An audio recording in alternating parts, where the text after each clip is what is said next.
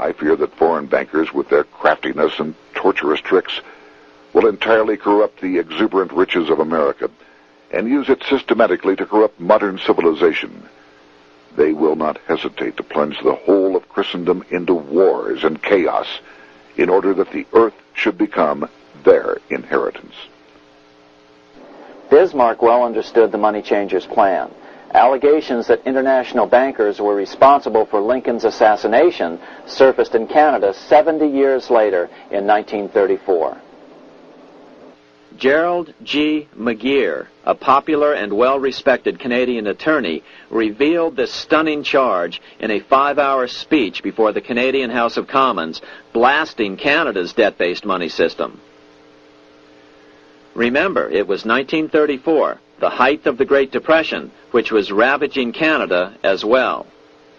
McGeer had obtained evidence deleted from the public record, provided to him by Secret Service agents at the trial of John Wilkes Booth, after Booth's death. McGeer said it showed that Booth was a mercenary working for the international bankers. According to an article in the Vancouver Sun of May 2nd, 1934, Abraham Lincoln, the martyred emancipator of the slaves, was assassinated through the machinations of a group representative of the international bankers who feared the United States President's national credit ambitions. There was only one group in the world at that time who had any reason to desire the death of Lincoln. They were the men opposed to his national currency program and who had fought him throughout the whole Civil War on his policy of greenback currency. Interestingly, McGeer claimed that Lincoln was assassinated not only because international bankers wanted to reestablish a central bank in America, but because they also wanted to base America's currency on gold. Gold they controlled. In other words, put America on a gold standard. Lincoln had done just the opposite by issuing U.S. notes, greenbacks, which were based purely on the good faith and credit of the United States. The article quoted McGeer as saying, "They were the men interested in the establishment of the gold standard and the right of the bankers to manage the currency and credit of every nation in the world. With Lincoln out of the way, they were able to proceed with that plan and did proceed with it in the United States. Within 8 years after Lincoln's assassination, silver was demonetized and the gold standard money system set up in the United States." Not since Lincoln has the U.S. issued debt-free United States notes. These red-sealed bills, which were issued in 1963, were not a new issue from President Kennedy, but merely the old greenbacks reissued year after year. In another act of folly and ignorance, the 1994 Regal Act actually authorized the replacement of Lincoln's greenbacks with debt-based notes. In other words, greenbacks were in circulation in the United States until 1994. Why was silver bad for the bankers and gold good? Simple. Because silver was plentiful in the United States. It was very hard to control. Gold was, and always has been, scarce. Throughout history, it has been relatively easy to monopolize gold, but silver has historically been 15 times more plentiful. With Lincoln out of the way, the money changers' next objective was to gain complete control over America's money. This was no easy task. With the opening of the American West, silver had been discovered in huge quantities. On top of that, Lincoln's greenbacks were generally popular. Despite the European central bankers' deliberate attacks on greenbacks, they continued to circulate in the United States, in fact, until a few years ago. According to historian W. Cleon Skousen, right after the Civil War, there was considerable talk about reviving Lincoln's brief experiment with the constitutional monetary system.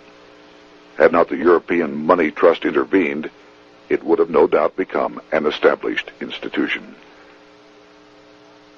It is clear that the concept of America printing her own debt-free money sent shockwaves throughout the European central banking elite.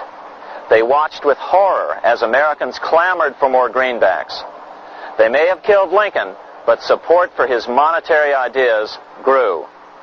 On April 12, 1866, nearly 1 year to the day of Lincoln's assassination, Congress went to work at the bidding of the European central banking interests.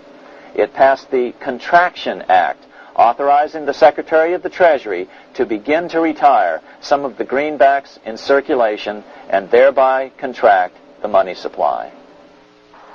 Authors Theodore R. Thorin and Richard F. Warner explained the results of the money contraction in their classic book on the subject, The Truth in Money Book. The hard times which occurred after the Civil War could have been avoided if the greenback legislation had continued as President Lincoln had intended.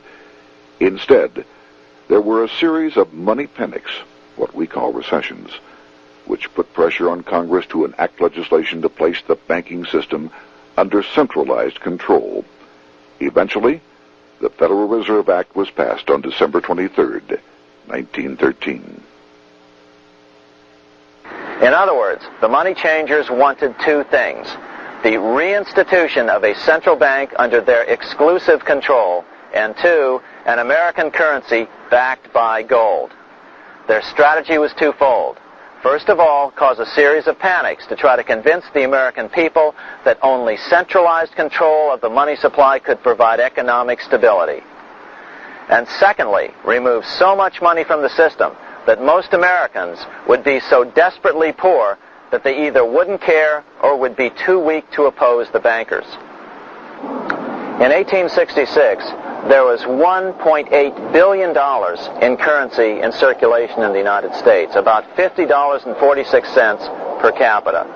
In 1867 alone, $500 million, $500 million was removed from the U.S. money supply. 10 years later, in 1876, America's money supply was reduced to only $600 million. In other words, 2/3 of America's money had been called in by the bankers. Only $14.60 per capita remained in circulation.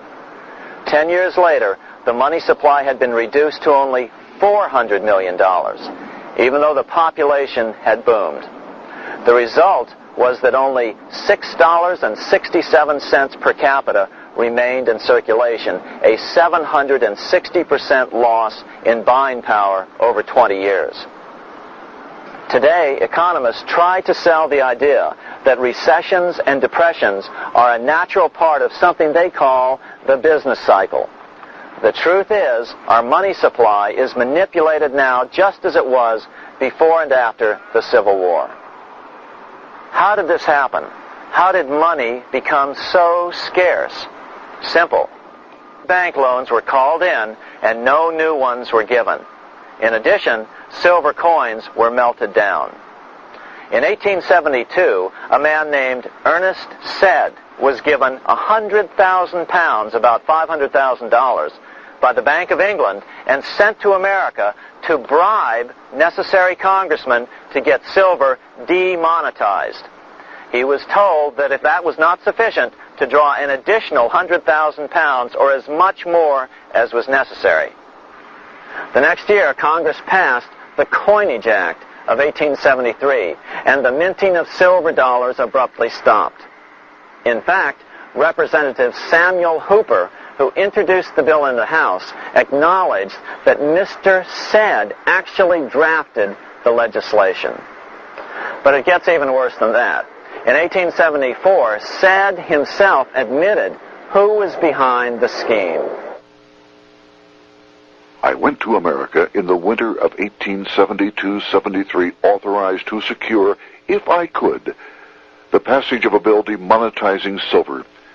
It was in the interest of those I represented, the governors of the Bank of England, to have it done. By 1873, gold coins were the only form of coin money. But the contest over control of America's money was not yet over. Only 3 years later, in 1876, with 1/3 of America's workforce unemployed, the population was growing restless. People were clamoring for a return to the greenback money system of President Lincoln or a return to silver money, anything that would make money more plentiful. That year, Congress created the United States Silver Commission to study the problem. Their report clearly blamed the monetary contraction on the national bankers. The report is interesting because it compares the deliberate money contraction by the national bankers after the Civil War to the fall of the Roman Empire. The disaster of the Dark Ages was caused by decreasing money and falling prices. Without money, civilization could not have had a beginning, and with a diminishing supply, it must languish, and unless relieved, finally perish. At the Christian era, the metallic money of the Roman Empire amounted to $1,800,000,000. By the end of the 15th century, it had shrunk to less than $200 million. History records no other such disastrous transition as that from the Roman Empire to the Dark Ages.